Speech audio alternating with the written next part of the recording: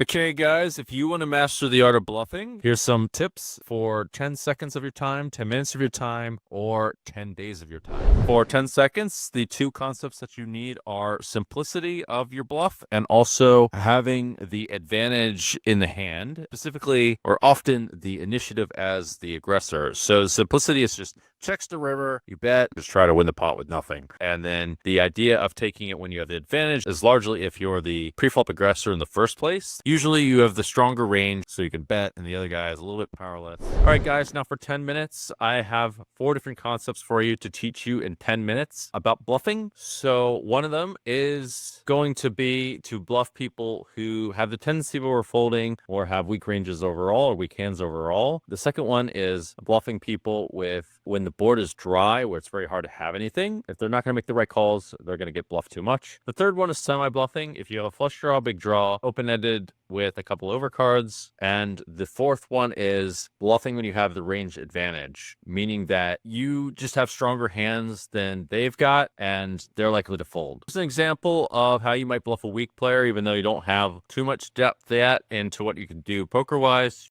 You just see somebody calling and folding a lot, and you can take that and say, okay, they're bluffable within reason to a certain extent, and just try some simple bluffs against them, raising pre-flop, suiting the flop, that kind of thing. Or just trying even a little bit of creativity and betting flop, and then checking turn, betting river as the pre-flop raiser. That is just worth trying in the beginning, even if you're not that great at it, even if you mess it up by betting too big at some point, it's worth it to just get in there and give it a shot. A more specific example for you guys is you raise on the button and the big blind calls. The flop is 2-3-4. It goes check, check. There's a very high chance the person in position is a high card and the person out of position has whatever. The turn's a 7. There's no flush draw. It goes check, check again. The river's a 9, and both players have crap a lot of the time. In fact, the in position players' range is stronger than the out of position players' range in general, and it's hard to have anything, but both players could bluff if either player just does not call enough in the situation. And if either player doesn't call enough, then the other player wins money.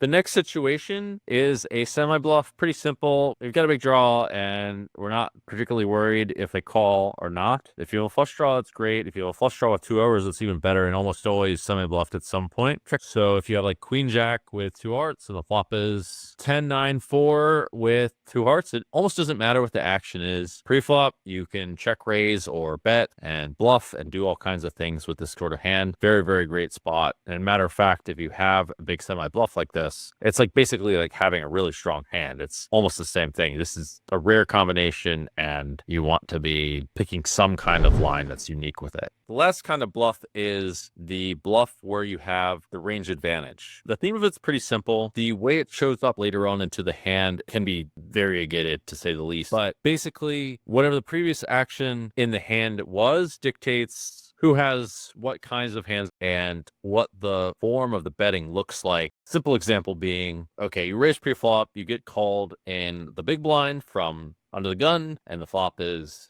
ace high. Well, guess what? Under the gun has loads of aces in its range, and the big blind doesn't. The big blind has 9-8 offsuit, maybe a lot of suited hands that just whiff the board and have no chance to win, essentially, and don't make any sense to check raise. So the action's going to go check to the button, and the button's going to bet a lot of the time, and the big blind can't do a damn thing about it. So that's the fourth bluff for you, or an example of it anyway. And if you master these kinds of bluffs and practice them to the point where they make sense to you, you're doing them reasonably well, you'll do well, that's for sure. It's time for the 10-day bluff plan to apply these concepts of the 4 different kinds of bluffs that I just mentioned. The first one being bluffing weak players. Second one being bluffing people when they have not so great hands. The third one being semi-bluffing, and the fourth one being bluffing where you've got the range advantage. These bluffs that I just mentioned don't cover all bluffs, but they're good starting ground for ones that are going to be effective. Absolutely need to know for your game because they cover the majority. The rest of them are going to be in the category of GTO, meaning that they're part of the game, but they're going to be harder to pull off. And this is where we start doing some of those as well. A big part of the 10-day period is going to be the application of actually doing this stuff. And so a big theme of this is going to be playing low stakes so that you can try to get used to running these bluffs and figuring out where the best times are to actually do them. You want to play stakes where you're not really going to lose a lot, and you want to get over the fear of taking the risk. You want to get over a bit of anxiety and giving off live tells and things like that on stakes that don't matter, because if you play higher stakes, there's a much higher chance you give off live tells, much higher chance you don't pull the trigger in the right spots, and a much higher chance you lose your money. And that's no good. We don't need that. Another big thing that we need to do is start studying the game. We need to be introduced to solvers and to look at the various situations and see how they play out. And in game theory, ideally even running drills, you can run drills on GTO Wizard, and it's a very, very effective way to learn many of the poker spots. If you do this and you get used to them, you're going to figure out how a lot of the spots work in no time and learn where you've got the range advantage and where you don't.